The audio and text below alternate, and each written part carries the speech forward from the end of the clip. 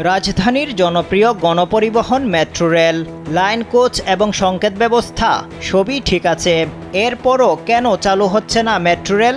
জানা গেছে নিচের দিকের কর্মীদের চেয়ে বড় কর্তারা বাড়তি সুবিধা নিচ্ছেন, এমন অভিযোগ এনে কর্মবিরতিতে মেট্রো রেলের কর্মচারীরা।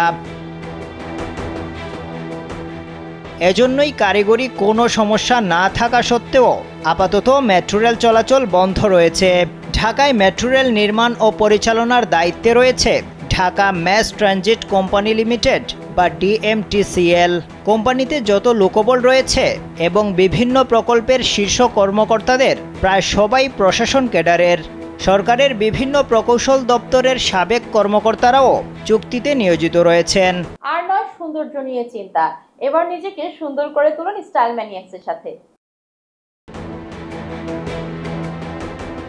কোম্পানির কর্মকর্তাদের সংখ্যা 50-এর কাছাকাছি। এছাড়া বিভিন্ন প্রকল্পে আরও কর্মকর্তা নিয়োজিত আছেন। অন্যদিকে মেট্রো রেল চালানো, টিকিট বিক্রি, রক্ষণাবেক্ষণ সহ সব দায়িত্ব নিচের দিকের স্থায়ী কর্মীদের। তারা 10 থেকে 20তম গ্রেডের কর্মচারী। তাদের সংখ্যা 7 শতাধিক।